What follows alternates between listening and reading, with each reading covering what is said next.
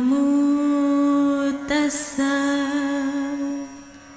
भगवतो अरहतो सम्मा संबुद्धस्स।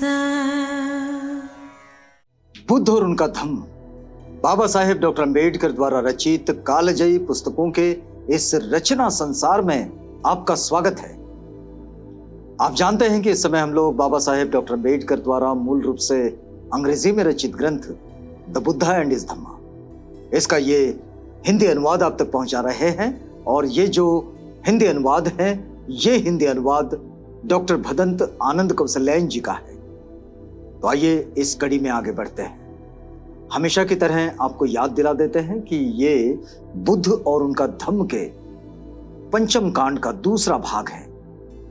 और इस दूसरे भाग में बाबा साहेब जो बात हमें समझा रहे हैं वो है कि भिक्षु ये आदर्श कैसा होता है, भिक्षु ये वास्तव में क्या होता है, और जो गृह त्यागी है, मतलब जो सन्यास्त लोग हैं, उनमें और भिक्षु में क्या अंतर होता है, और जो गृहस्थ है उनमें और भिक्षु में क्या अंतर होता है, भिक्षु की विशिष्टता, उसकी श्रेष्ठता कैसे पहचानी जाती है, उसका अनूठापन, उसका अलग होना सबसे, ये इसकी पहचान क्या है, ये बात बाबा साहेब इस समय इस अध्याय में समझा रहे हैं। बाबा साहेब इस अध्याय को एक शीर्षक देते हैं, भिक्षु और उपासक। भिक्षु और उपासक। अब देखिए, तथागत का जो धम्म है, उस धम्म में उनकी जो शिक्षा प्रणाली है, उनके जो आचरण शैली है और उनके जो अनुयायी हैं, तो इन अनुयायियों में दो लोग होते हैं, एक तो भिक्षु और भिक्षुणियां और दूसरे उपासक और उपासिकाएं। तो यहां भिक्षु और उपासक इस बात को समझा रहे हैं बाबा साहेब। बाबा साहेब लिखते हैं कि सद्धर्म ने भिक्षु के धर्म और उपासक के धर्म में स्पष्ट रूप से विभाजक रेखा खींच दी।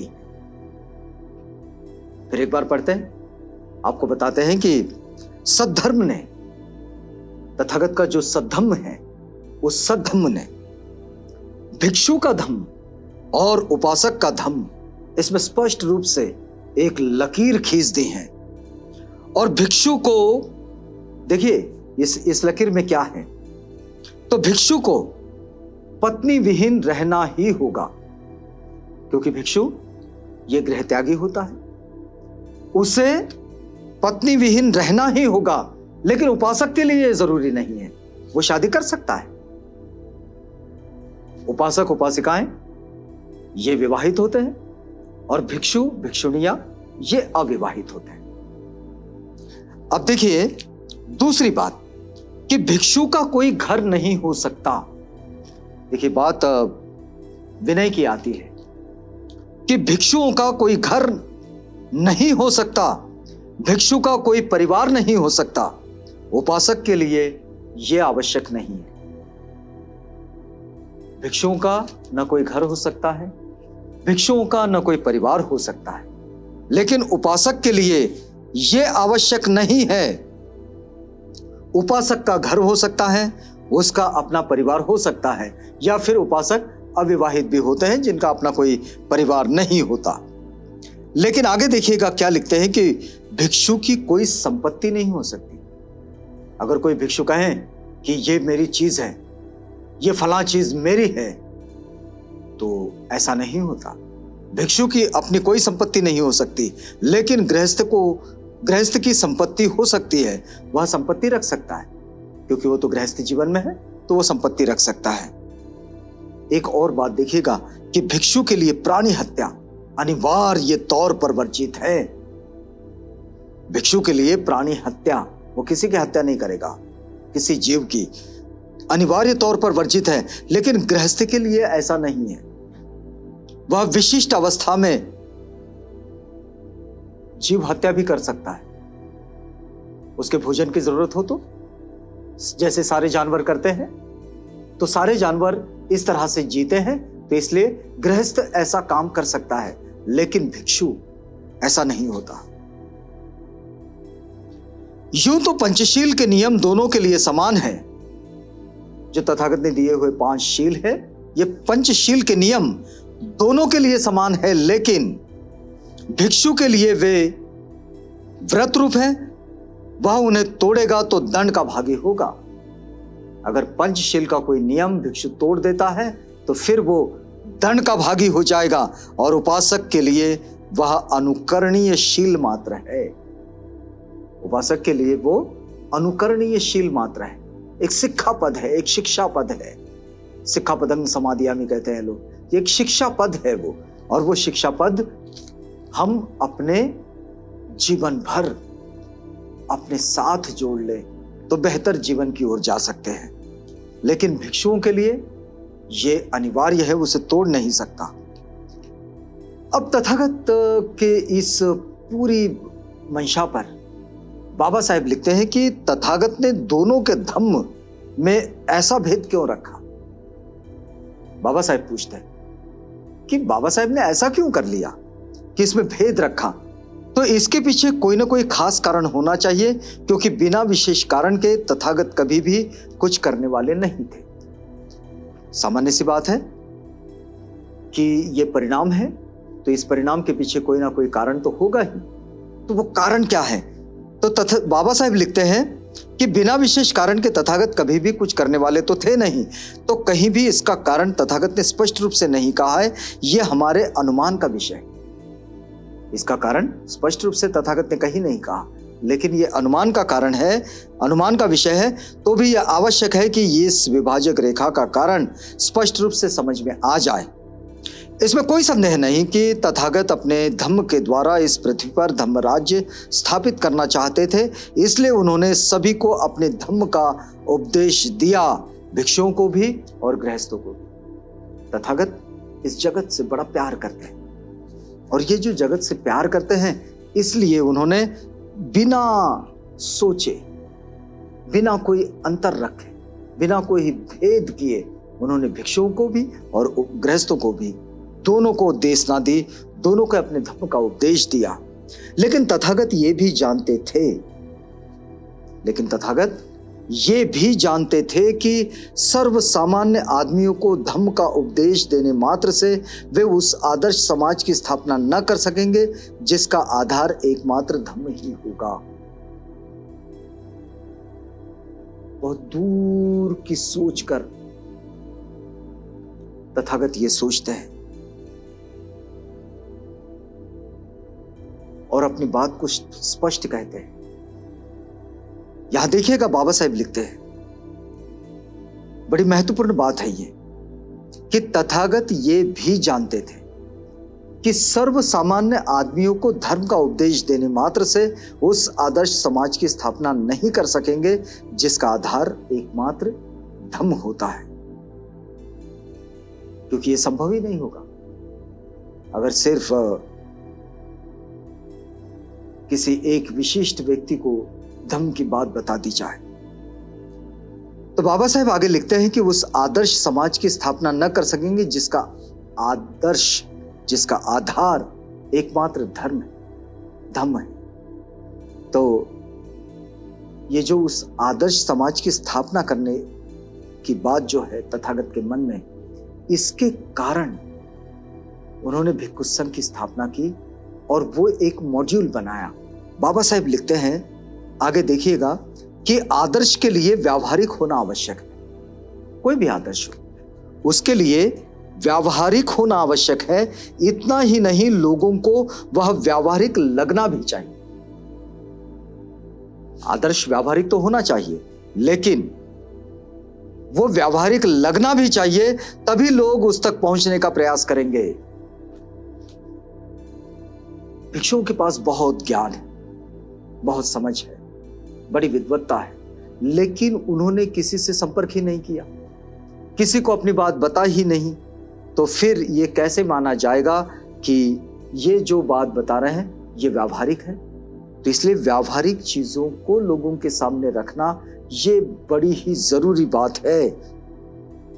इस तरह का प्रयत्न भी तभी आरंभ हो सकता है जब लोगों के दिमाग के सामने उस आदर्श पर आश्रित एक समाज का यथार्थ स्वरूप हो, जिसके पूर्व सामान्य जनता भी ये समझ सके कि आदर्श कोई अव्यावहारिक नहीं था, बल्कि ऐसे था कि जो साकार हो सके।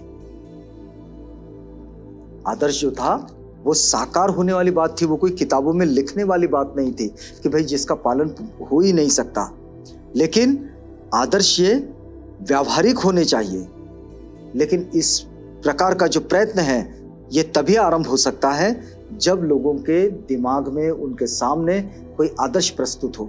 इसको इस तरीके से समझना चाहिए कि तथागत बुद्ध जो वचन देते हैं, वचन सिखाते हैं, अपनी बात को लोगों तक पहुंचाते हैं, उनको नैतिक शिक्षाएं देते हैं, इन सब में ये तो तथागत देते हैं। लेकिन ये जो आदर्श समाज है उनकी शिक्षाओं का, इसका कोई मॉड्यूल भी तो होना चाहिए। और वो मॉड्यूल ही अगर नहीं है, क्योंकि जीवन बदलता है, ये बात कैसे पता चलेगी? तो भिक्षु संघ जो तथागत से धम्म और विनय की शिक्षा प्राप्त करता है, वो उसका आचरण करता है। और जब वो उसका आचरण करता है तो आचरण का प्रतिबिंब दिखता है भिक्षु संघ में।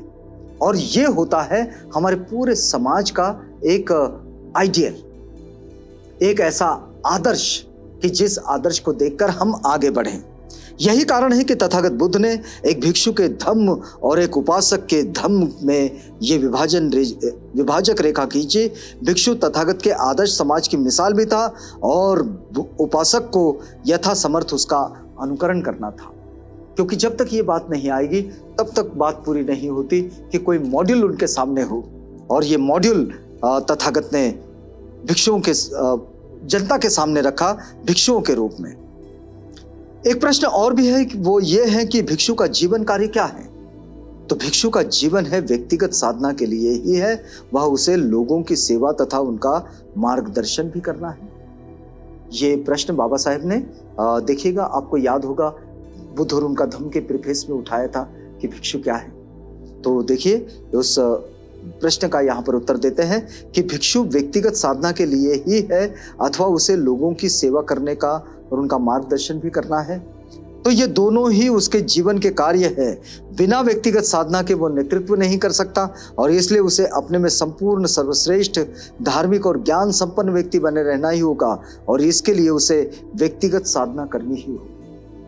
अगर निश्चित रूप से अगर ये देखा जाए कि उसे किसी नेतृत्व की स्थिति में आना है तो उसे व्यक्तिगत साधना करनी होगी और व्यक्तिगत साधना करेगा तभी वो किसी नेतृत्व की स्थिति में आएगा, नेतृत्व को प्रदान कर सकेगा।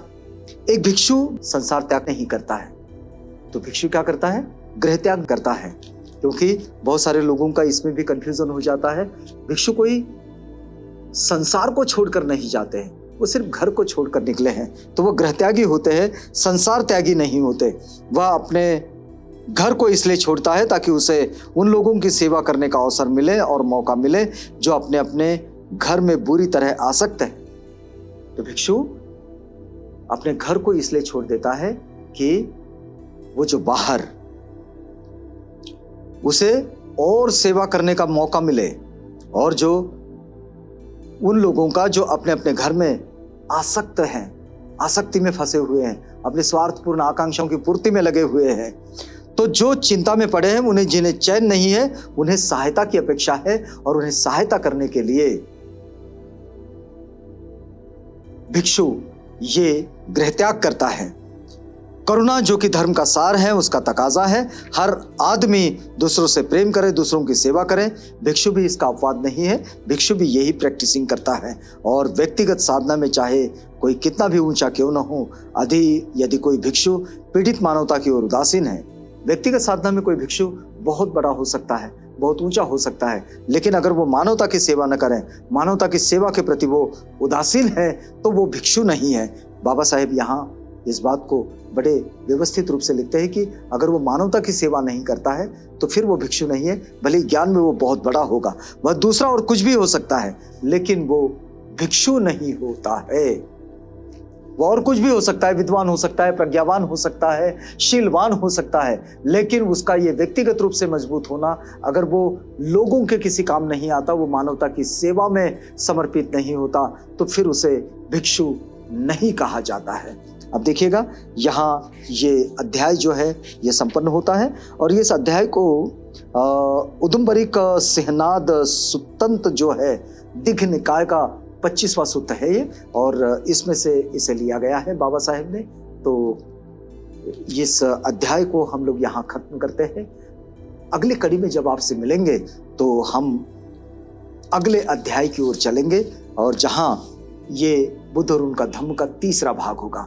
तो अगली कड़ी का इंतजार कीजिए और हमें इजाजत दीजिए।